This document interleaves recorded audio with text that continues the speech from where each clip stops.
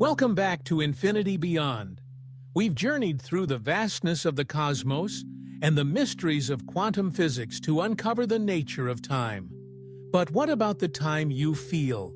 The way a summer as a child seemed endless, but your adult years vanish in the blink of an eye?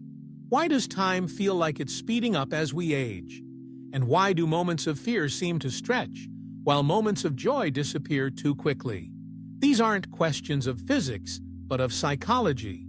This is the realm of subjective time, how your mind perceives the passage of time, independent of clocks and calendars. Let's start with a familiar observation. Kids often say, "Are we there yet?" during a short car ride. Meanwhile, adults wonder how the day passed so quickly. This contrast has a deep neurological explanation. As children, nearly everything is new. The brain is constantly processing unfamiliar information, building patterns, learning language, and forming memories. Time feels slower because more is happening in the mind. Novelty creates density in our memory. Think of it like this.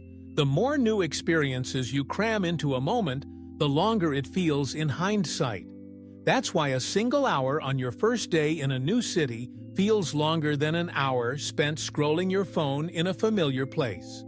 The brain records novelty with greater detail, and that richness stretches our perception of time. As we age, life becomes more routine. Our brains recognize patterns faster, so we process information more efficiently, but also less vividly. Days start to blend together. Weeks pass in a blur, and suddenly, you're wondering how another year flew by. This is called the holiday paradox.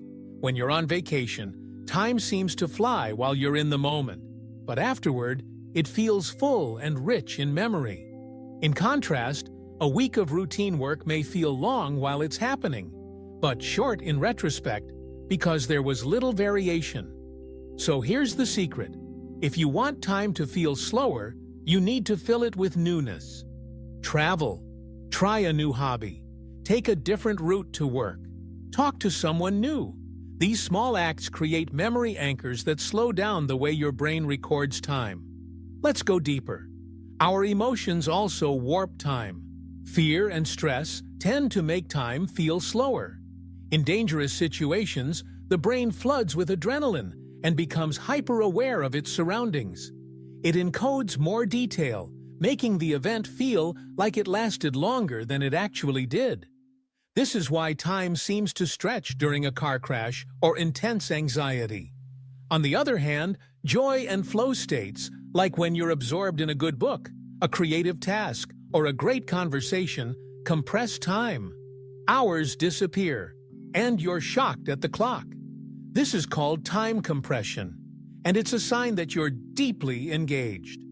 Then there's the concept of temporal focus, whether you tend to live in the past, the present, or the future. Some people are nostalgic, always recalling what was. Others are future-oriented, always planning. And some live fully in the moment. Your time orientation can shape your experience of happiness, anxiety, and even health. Living in the present, what psychologists call mindfulness, has been shown to slow the perception of time. When you truly pay attention to what's happening right now, your breath, the sounds around you, the taste of your food, time expands, not objectively, but experientially. There's also cultural variation. In Western cultures, time is seen as a commodity. Time is money, we say. It's linear, fast-paced, something to manage. But in other cultures, like in many indigenous or Eastern traditions, time is cyclical, relational, and patient. The way we talk about time affects how we experience it. Even language plays a role. Some languages frame time horizontally. Past is behind, future is ahead. Others, like Aymara in South America, do the opposite.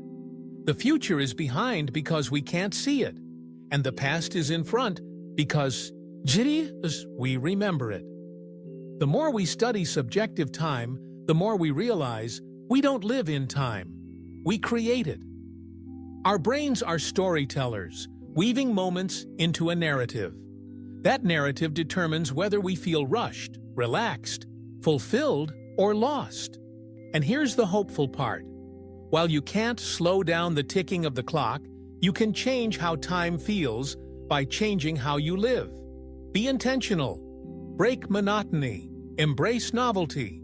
Practice presence. Let's summarize. Novelty makes time feel slower and more memorable. Routine compresses time and makes it blur. Emotions stretch or shrink time based on intensity. Mindfulness expands the present moment. Culture and language shape how we think about time. So if you've ever felt like the years are slipping by too quickly, ask yourself, when was the last time you did something for the first time? In our next segment, we'll dive into one of the most controversial and fascinating frontiers. Time travel. Is it scientifically possible? What do physics and paradoxes say? Get ready for wormholes, twins, tachyons, and theoretical trips through space-time. But for now, take a deep breath. You're here, in this moment, and that is enough.